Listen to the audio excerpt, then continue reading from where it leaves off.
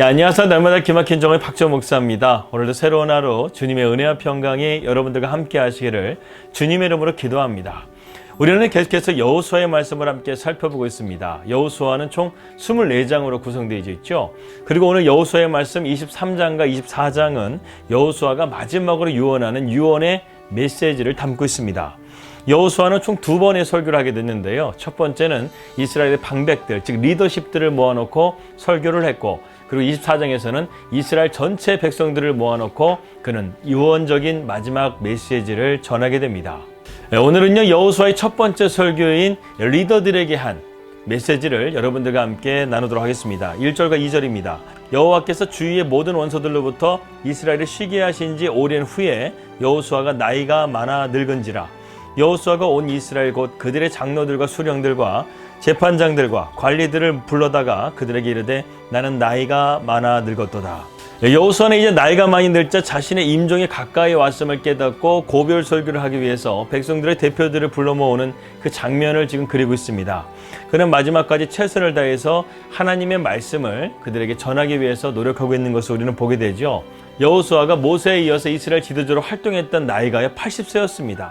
가나안 정복 전쟁을 시작하고 나서 그는 10년 정도가 지나서야 이 모든 정복 전쟁과 기업 분배가 마치게 되죠.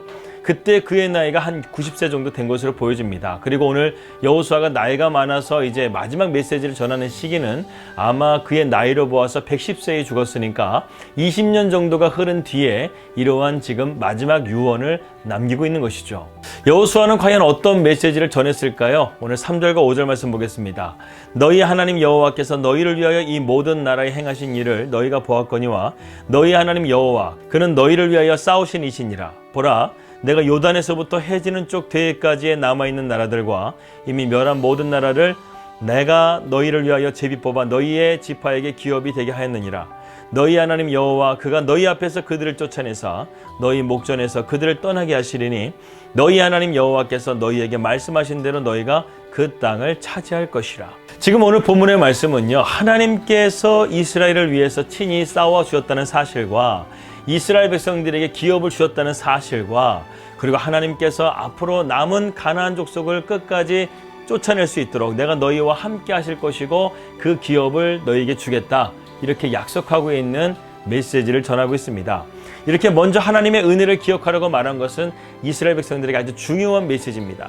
그것은 지금 이스라엘 백성들이 누리는 지금의 지혜나 지금의 정복이나 지금의 기업을 누리는 이 모든 것들은 모두 그들의 노력에 의해서 된 것보다는 하나님의 은혜에 의해서 되어진 것이기 때문에 그렇습니다.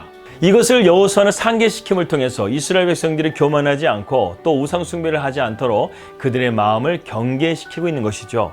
사실 우리는 어떤 일을 성취하게 되게 되면 자신의 능력이나 의로운 것을 자긍하기가 쉽습니다. 그러나 이것은 잘못된 것이죠. 우리는 하나님의 은혜에 의해서 지금 우리가 살아가고 있다는 사실을 믿음의 사람이라고 한다면 고백해야 됩니다. 우리가 그것을 깨닫기 위해서는 지난날 우리의 죄된 모습을 되돌아보게 되면 알게 돼요. 우리가 지금 예수님을 믿고 얼마나 변화됐는지, 우리가 지금 예수님을 믿고 얼마나 새로워졌는지를 우리는 보면 알 수 있게 된다는 것입니다.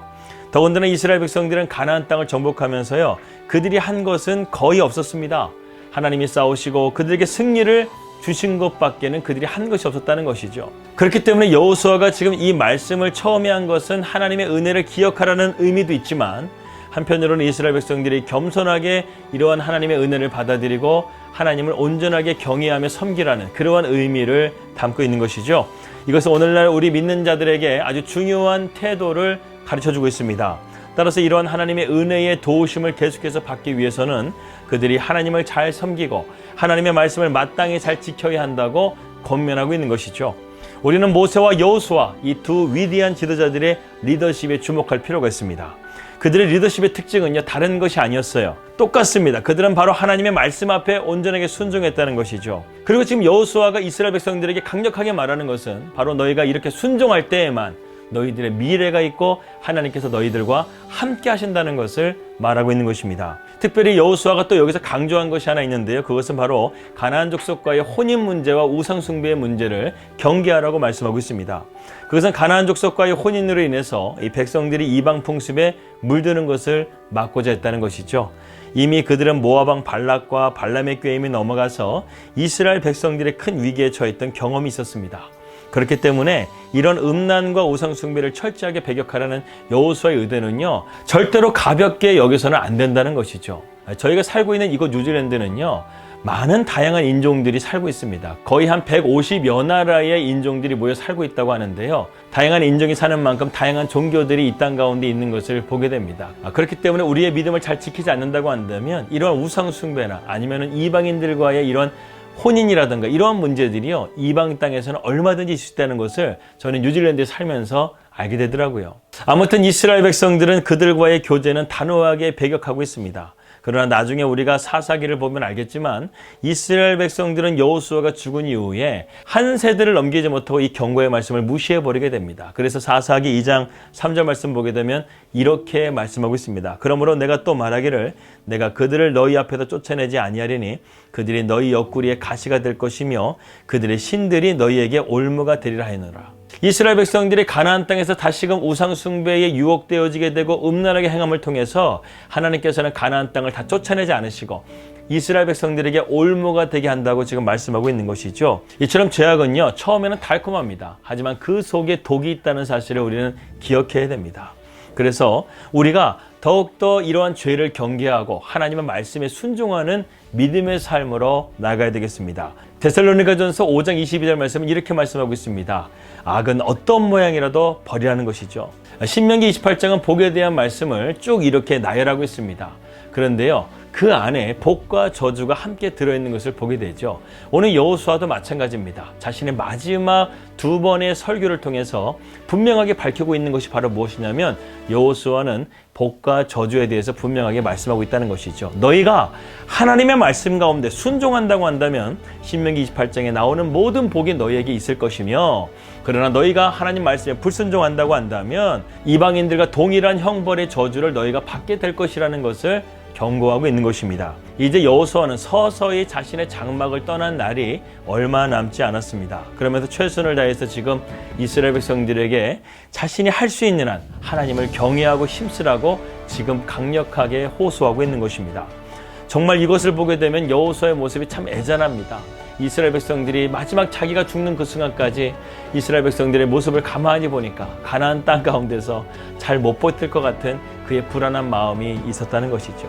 이스라엘 백성들이 정말 여호수아의 말처럼 잘 지킨다고 한다면 너무나 좋을 텐데, 인간의 죄성은 늘 하나님의 뜻을 어긋나려고 하는 것 때문에 이스라엘 백성들은 여호수아가 죽은 이후에 한 세대를 넘기지 못하고 영적으로 타락해버리는 사사기의 시대를 살아가게 됩니다. 지금으로부터 4,000년 전에 여호수아의 말씀은 성경에 기록되어져 있고 오늘날 우리에게까지 이 말씀이 전해주고 있습니다. 여호수아의 애끓는 이 마음을 우리가 그대로 전달받았으면 좋겠어요. 하나님을 온전하게 경외하십시오. 하나님의 말씀 가운데 온전하게 순종하십시오. 그렇게 사는 것만이 우리가 복을 받고 저주를 받지 않는 참된 길인 것을 우리가 깨닫고 오늘도 하나님의 말씀 가운데 믿음으로 승리할 수 있는 우리 날마다 기막힌 정식 그들 되시기를 주님의 이름으로 기도합니다. 기도하겠습니다. 하나님 아버지 감사합니다. 우리가 온전히 하나님의 말씀 가운데 온전하게 순종하기를 원합니다. 하나님의 말씀을 온전하게 경외하기를 원합니다. 우리의 삶을 주님께서 붙잡아 주셔서 아버지 하나님, 이스라엘 백성들처럼 가나안 땅 가운데서 그렇게 순식간에 또 하나님의 말씀 가운데 범죄하고 죄악된 길로 가는 삶이 아니라 우리의 삶을 언제나 주님께서 지켜주셔서 악은 어떤 모양이라도 버리고 온전히 주님의 선한 뜻을 위해 살아갈 수 있는 믿음의 자녀들이 될 수 있도록 인도하여 주시옵소서. 예수 그리스도 이름으로 기도하였습니다. 아멘. 평안을 되시고요. 저는 내일 뵙도록 하겠습니다. 우리 믿음으로 승리합시다. 할렐루야.